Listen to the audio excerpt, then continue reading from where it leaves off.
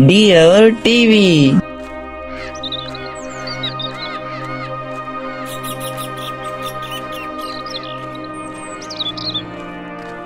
गर्मी का मौसम आता है और जैसे ही सूरज अपनी पूरी ताकत से धरती को झुलसाने लगता है, लोग पसीने में तरबतर होकर बस एक ही बात सोचते हैं, कब ये गर्मी खत्म होगी। लेकिन ये कहानी एक ऐसे छोटे से गांव की है जहां गर्मी ने लोगों की जिंदगी को परेशान कर दिया था। लेकिन फिर एक लड़के ने कुछ ऐसा किया जिसने सबकी जिंदगी बदल दी। ये गांव है मधुरपुर, जो शहर से काफी दूर था, जहां खेती बाड़ी और गांव के कामकाज में व्यस्त लोग हर साल गर्मी के मौसम में बेहाल हो जाते थे। इस गांव की गर्मी इतनी तेज थी कि सूरज की तपिश से जमीन तक जलने लगती थी और हवा में गर्मी की लहरें उठती रहती थी। लोग दिन भर गर्मी से बचने के लिए छांव में बैठते थे, लेकिन बाहर जाना तो दूर, घर से बाहर निकलने का भी नाम नहीं लेते थे। मधुरापुर में एक लड़का था जिसका नाम करण था। वो गांव का सबसे होशियार लड़का था, जिसे सभी लोग पसंद करते थे और उसकी बातें बहुत ध्यान से सुनते थे। करण ने हमेशा अपनी मेहनत और समझदारी से सबका दिल जीता था। एक दिन वो अपने दादा दादी के पास बैठा था और गर्मी के बारे में बात कर रहा था। दादी, इस बार गर्मी बहुत बढ़ गई है, क्या किया जाए? हा, करण बेटा, तू सोच रहा है कि गर्मी सिर्फ तुझे ही सताती है।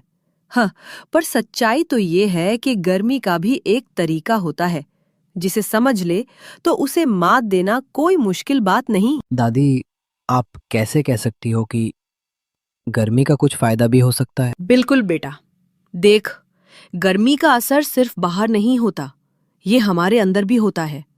जब सूरज की तपिश बढ़ती है ना, तो हम अपनी अंदर की ताकत को महसूस कर सकते हैं।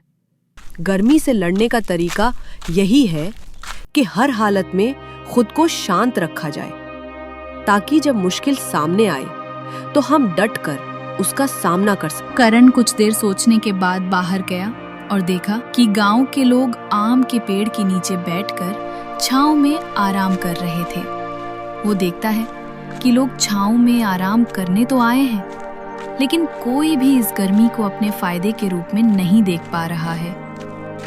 तभी उसे एहसास हुआ कि अगर लोग सिर्फ छांव में बैठकर इस गर्मी से बचने का सोचते हैं, तो वे इस मौसम को पूरी तरह से समझ नहीं पा रहे। करण ने ठान लिया कि वो कुछ करेगा जिससे लोग गर्मी से न सिर्फ बचें, बल्कि उसे एक चुनौती के रूप में अपनाएं। उसने गांव के बच्चों को इकट्ठा किया और उन्हें समझाया कि गर्मी सिर्फ बाहरी चीज नहीं है, बल्कि हमें अपने मन को भी ठंडा रखना चाहिए।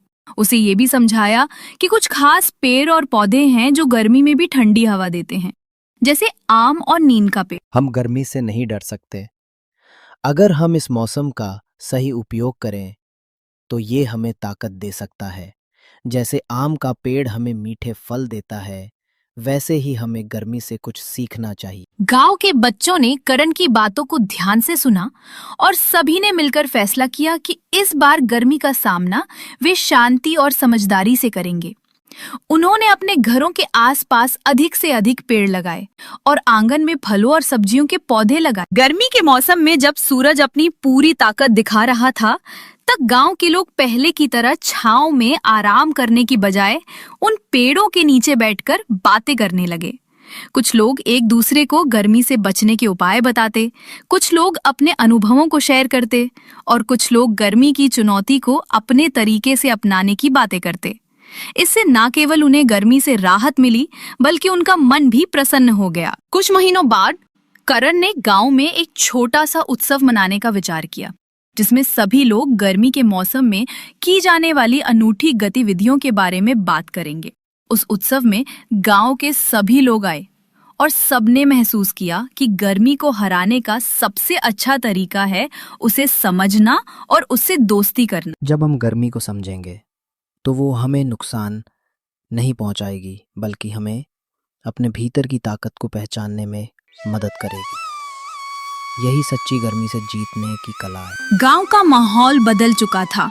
अब गर्मी किसी के लिए समस्या नहीं, बल्कि एक चुनौती बन चुकी थी।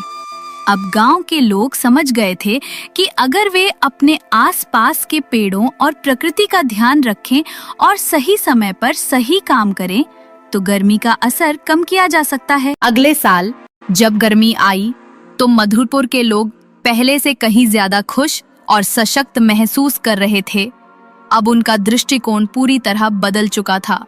उन्होंने गर्मी को केवल एक मौसम के रूप में नहीं बल्कि एक अवसर के रूप में देखा था। आओ हम सब मिलकर पेड़ लगाएं, सुनी धरती को फिर हरा बनाए, हर पत्ते में जीवन मुस्काए, छाँव में सुख और हवा भी आए।